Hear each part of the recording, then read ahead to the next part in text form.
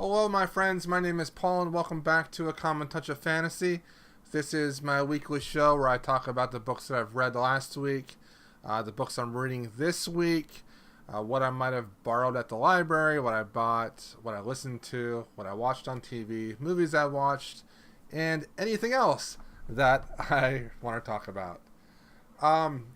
Starting out, we're going to go with a review, and the review is Rise of Empire by Michael J. Sullivan. This is the second bind-up of the Rhaenyra Revelations series. Within this are two books put together.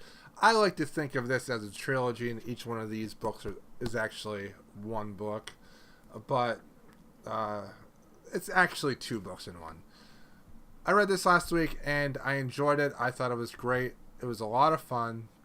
Hadrian and Royce are just great characters, and I love to see the way that they think about fixing things going on in this kingdom, and the political issues in this kingdom are very interesting to me. The rogue, thief-like scenes are fantastic, and I love that, and the magic is very subtle and new, and I appreciate that. It's not like overpowered or anything like that. The thing about this bind-up, though, was that it really didn't impress me. It didn't really push the story to a whole new level. It's very much a middle-of-the-pack book. Because of the foundation being built in this book, I believe that the third bind-up, Heir of Navron, will just be outstanding, because this really felt like it's setting up the pieces, and the resolution in the third bind-up is just going to be fantastic. So it's got like a middle book syndrome a little bit. I didn't really care for the scenes with Hadrian and Royce on the ship. I was much more interested in Arista's plotline and her character. I thought that her character was great, and that she was really doing the interesting things in this book. I still really enjoyed it, and I'm really looking forward to Heir of Navron as it takes this series into its final installments, and I'm also looking forward to reading the prequels soon as well. But I'm only going to give this one a 3 out of 5. It just didn't impress me all that much, but I enjoyed reading it. Sometimes I love to read books, but I realize that, the books aren't really amazing, and I just have to, just say I liked it and give it a 3-star.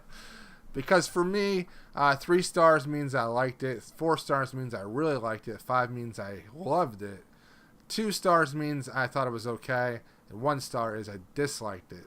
For all those people that haven't been here long enough to know that, I wanted to re-say it. So that brings up my counter to 12 books from my shelf read and 3 graphic trades from my shelf read. So it's not that bad. I'm getting there, but a little bit slow. I took a break from audiobooks last week. I thought it was negatively impacting my reading to be listening to audiobooks so much, so I took a step back from that. What I'm reading this week is the third book of Robert Galbraith's series, the Cormoran Strike books, and that is Career of Evil. I'm halfway through this. I'm listening to this on audiobook, and I'm also reading it along with the audiobook. I feel that this one is the weakest of the 3. I'm not that interested in the mystery aspects. I'm thinking the mystery was better in the first 2 books, but once again, I'm only halfway through, so it might really get good. The character building, though, the growth of Strike and Robin in particular, learning more about them in this book is fantastic. The revelations of Robin's past and how it deals with her upcoming marriage, it blew me away. It was great. So I'm really interested to see where that goes. I did not buy any books this week. I did borrow some A few of these are from the previous week that I forgot to show. This is just a very small book from J.K. Rowling from her addressment to, I think it was maybe Stanford or maybe it was Harvard. It was Harvard. It was her Harvard commencement address, and it's very short. But I remember watching this on YouTube years ago and loving it. So I figured I needed a little bit of inspiration. So I'll probably just read that tonight because it's really short. I got Neil Gaiman's new nonfiction book, Norse Mythology. I'm looking forward to diving into this probably next week or later this weekend. I want to read more about mythology, and I really like mythology. As a history major, I always felt that mythology was one of the most interesting parts of history. The book club book, I'm not sure if I showed this or not, but the book club book for this month is The Light Between Oceans. I'll start that in a couple of weeks. And I got the graphic novel for Kindred by Octavia Butler. Kindred was one of my favorite books last year. I thought it was fantastic, and I'm hoping that the graphic novel is just as good and just as powerful. Let's show some art here so you guys can know what to expect from it if you ever want to give it a try. Yeah, so I'm looking forward to reading this, and it's just such a great story, very powerful, and I love it. Moving on, I read Locke Key finally, the first volume. It took one of the libraries like 3 months to send it to me. Fantastic. I really liked it. It's my graphic novel comic of the week, and it was ridiculous, but the mystery is really interesting. It's a little bit macabre and it's a little bit creepy, but it's really good.